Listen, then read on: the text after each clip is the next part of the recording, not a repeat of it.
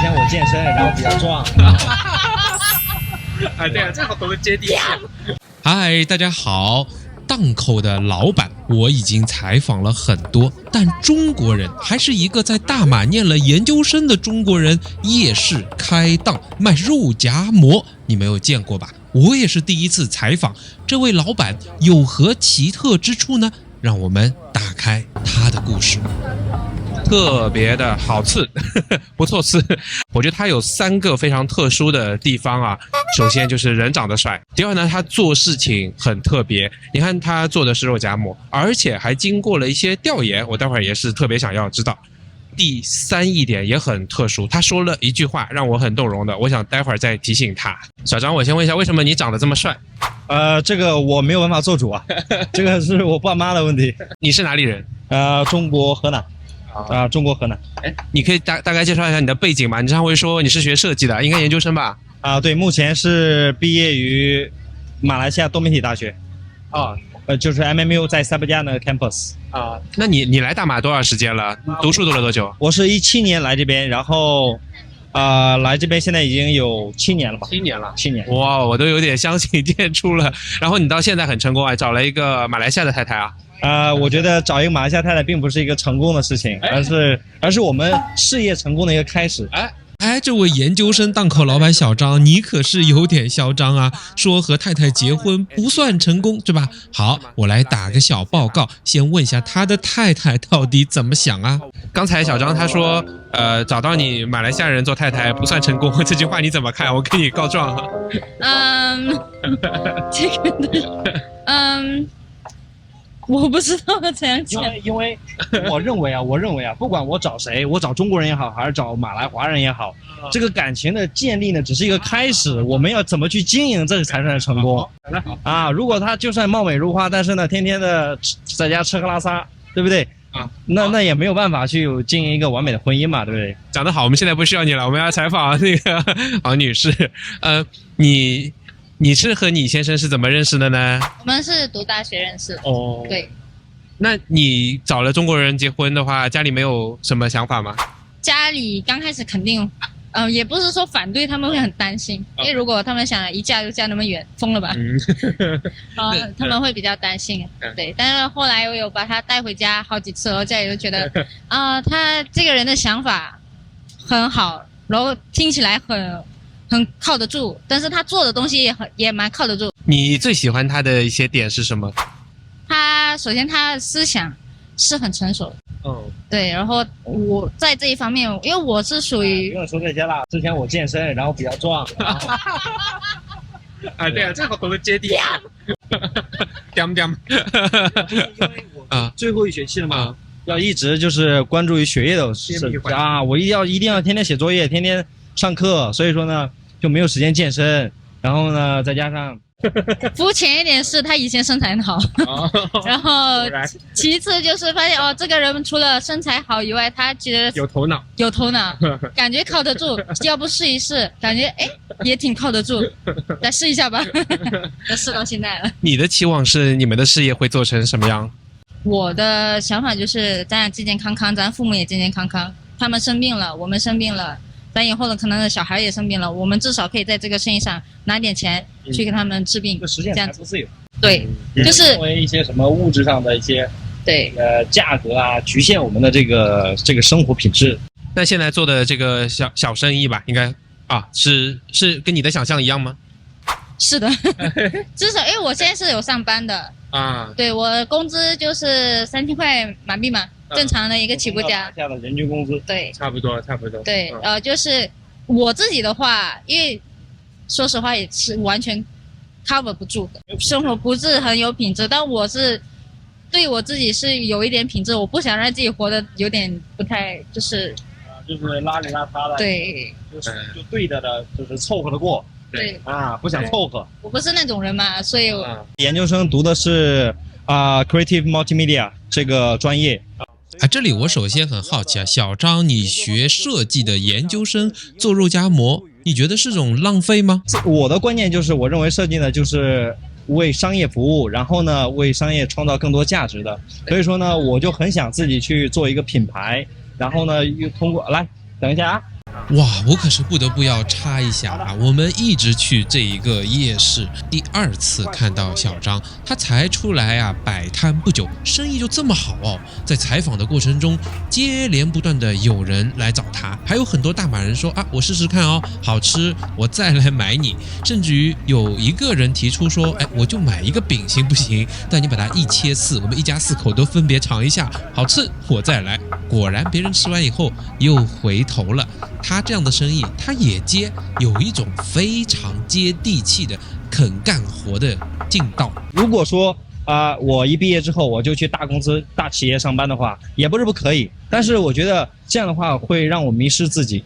所以说我想的是，而且还有一点就是我认为啊，首先呢，我是一个很普通家庭的孩子，然后呢再加上我父母呢他们也都是创业，所以说我很明白这个创业过程当中能给我带来什么所以说我想在马来西亚做一些事情，从这种小的创业做比较好一点。那你怎么想到做肉夹馍呢？还有你的这个产品有什么特殊？你跟我们介绍一下吧。OK 很多大马人也不知道肉夹馍吧？对，我做了很多关于这个马来西亚中国饮食的一个调查，然后我发现有一点啊，中国美食呢，虽然说它的味道很不错，而且种类很繁多，但是在马来西亚这边呢，并没有一个怎么讲一个标准或者是一个行业规范。你去不同的中餐馆，你吃的第一是价格贵，第二呢是这个味道呢并不如国内的好吃。然后呢，所以说这就导致很多在这边的中国餐厅啊，他们都不能够长久发展的一个原因。所以说我想就是通过从一个简单的产品来去做到一个行业规范化的一个状态，我就从这个最大的这个人口基数能接受的这个价格来去定，然后呢定到8块和10块。那你的肉夹馍和我们一般在路上看到的大马看到的其他的肉夹馍有什么不一样？首先呢，我的肉呢全部都是五花肉来着，因为在中国做肉夹馍的话呢，一般都是用的前腿肉，这个的比例的话就是30%是肥肉，70%是瘦肉，它就会过于柴过于干，所以说呢我就直接全部选用就是上等的五花肉，然后饼的话呢全部都是我自己做的，就是每天都会现做。我们还以为你是外面买的，因为每个都一样圆因为我有专业的设备去给它标准化。怎么样，小张果然不一般吧？我接着就要问，你的 dream 是什么呢？这边像你这样选择的同学多吗？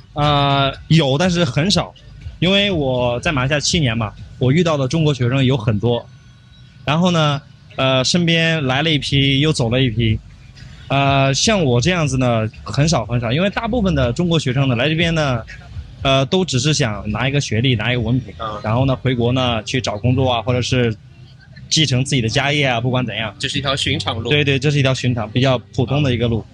你刚刚有说到啊，就是你在这里找到了一个标品嘛，又是一个你经过研究的，你的梦想是怎样？其实目前呢你像在马来西亚这边有很多各种各样的快餐品牌，但是大部分都是以西方这种餐饮为主的，但是我们中国有这么多的美食，但是却没有一个很著名的很知名的一个快餐连锁品牌。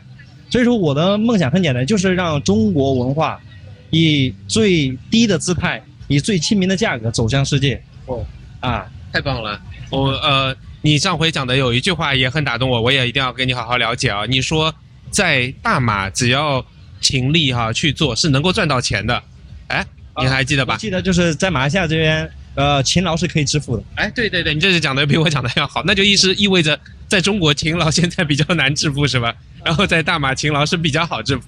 你可以讲任何一方面。对，我就咱就直来直去嘛，对不对？反正只发 YouTube。对，因为在中国呢，目前的大环境来讲啊，其实也不是说也就是经济不好，而是说目前呢，就是世界的局势也好，还是中国的这个环境也好呢，我们没有办法左右，我们只能就随着这个大环境，我们只是这个大浪里面一个沙子而已，我们能做的事情很少。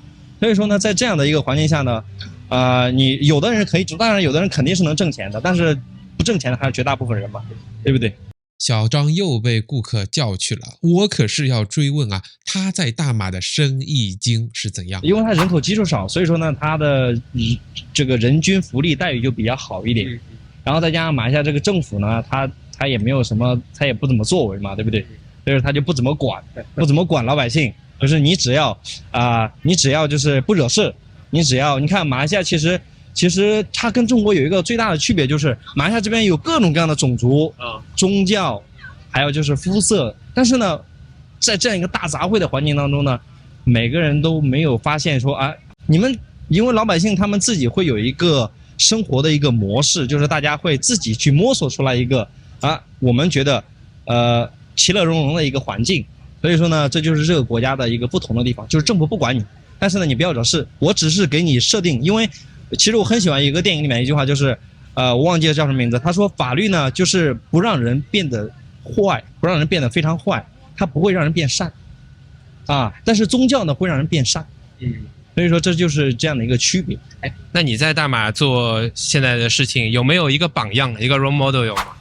我认为也没有一个所谓的一个很具体化的一个榜样嘛。我觉得你像蜜雪冰城，它是我们老家的一个品牌就是我们河南开封的一个品牌。我研究过的。它之前呢就是也是在夜市摆摊做水果果汁的奶茶果汁，然后它现在在全世界有几千家的这种分店。它的这个模式呢，我认为就是比较符合目前的这样一个经济环境的，就是消费降级，然后再加上就是这个投资风险过高，所以说呢，像这种小店投资低回报快，这种模式是比较符合现在的这样一个潮流的。其实我觉得你更接近于在大马的一个叫 Village Park， 虽然店不多，但是它椰浆饭一天可以卖7、8千份，一天可以卖已经做了很多，是华人加入穆斯林以后做的，大家都爱吃。对，在那个丹马斯尔那里。其实我觉得像不管是马来西亚这边的一些本土化的一些小吃也好，还是中国的一些小吃也好呢，其实它最重要的一个点就是你的这个品类不在于多，而在于精。你只需要把某1、2个很主打的一个产品呢做到非常好吃，无可替代、无与伦比的一个状态呢，你就可以获得一个很不错的一个口碑和销量。然后呢，再加上我正好是学的这个创意多媒体嘛，它是偏向于品牌设计的这一方面的。然后呢，我就在这个品牌上就是这个设计的更完善一点所以说呢，我的目的也是想能够做到像你刚才说的这个品牌一样设计的很好，然后呢看起来非常的规范化，非常的这个大牌的感觉，但是呢价格又很亲民又普遍存在于这个大街小巷都可以买得到。对啊，我们觉得看到你做还是非常非常有意思，也非常感动，因为通常我们采访的是大马人的一个小生意人他没有考虑太多，但这是非常非常坚持。有可能你看到他的时候，他家里已经做了80年了对，但是你刚开始，所以我们也是非常希望能够看到你在大马做得很好，很成功谢谢，我会尽我这样努力的。那小张还是有点意思吧？你不要看他已经上升到了哲学政治经济这样的高度，其实看他在做事的时候，那真的是一步一个脚印，踏踏实实，就像我见过的很多大马档口的老板一模一样的。不过呢，他心里确实装着一个很大的梦想。我觉得非常好。我其实看到很多马来西亚人就是靠自己每天一步一步把它做出成绩的。那你们俩是一个完美的结合。祝你们成功谢谢老板跟板娘。谢谢。我们现在只是事业的一个我们讲的一个最早期的一个起步阶段，记住，然后以后遇到的风险和那种困难还有很多，所以说呢，我也没有办法去保证以后一定会能做到很成功干嘛的。就是我对我自己是有一定要求的，但是呢，你要认清现实嘛，对不对？你不可能说我一定要到达什么高度，对不对没有什么事情是完美的，就是尽力而为。谢谢你看到了这里，你已经是我的死忠粉了。希望你能够帮我点赞、转发给一个朋友，这样 YouTube 就会知道你品味这么好，还会给你推荐更多。拜拜。